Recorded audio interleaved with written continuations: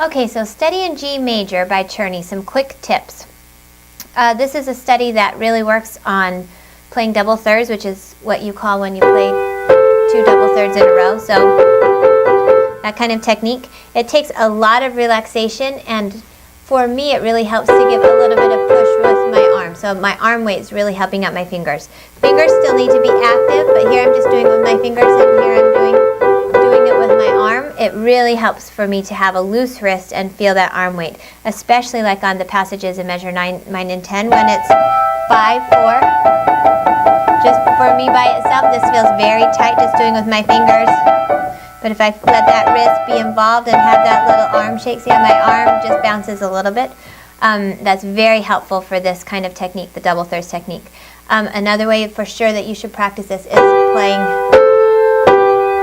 This is a hard one to do muscle builders on. I wouldn't recommend that, but I would do a close, loud practice, like really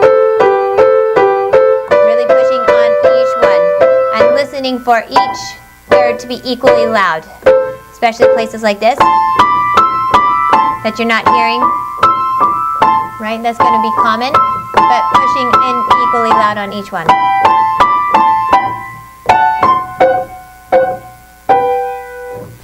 With the left hand, you'll note that at the first, there's a lot of, for about the first 6 bars, it looks like there's that dotted half note. You'll have to hold that all the way through while your thumb does the staccato. Even measure 7, that quarter note's a little bit longer. I also like to play the quarter note in measure 8 in the right hand a little bit longer because it's the end of the phrase. But you could do it as is written, which is short. I tend to do. The other thing you'd want to consider is you have some short slurs, measures 5 and 6, where you're going to do a drop and float. Drop and float, drop and float, making sure that that last note of the slur is soft. Same thing, drop, so that C is soft. Here's more drop float, 9. Pokes, then drop float, drop and float, drop and float, drop. Watch the fingering here, carefully cross to the 4 so that you can connect. This is very important that you don't break that phrase, but do it smoothly. That's always a tricky transition also coming from here to here. You have to do a quick shift so we don't hear a jump.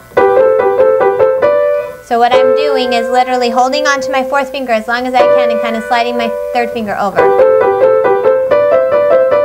So that way I don't hear jump at all, because Czerny did mark it with a big slur. The dynamics aren't so huge in this piece as mezzo forte and forte. More importantly is how you shape those slurs than really worry about, oh, I need to hear such a difference between my mezzo forte and forte. Do notice that the first section, section A, at the end of line 2, ends soft. So you can do,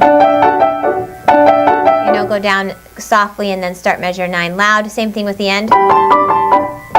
It ends nice and soft. And I like to do that last left hand a little longer too. That's a preference. It's up to you how you want to do it. So there's your quick tips for studying in G major.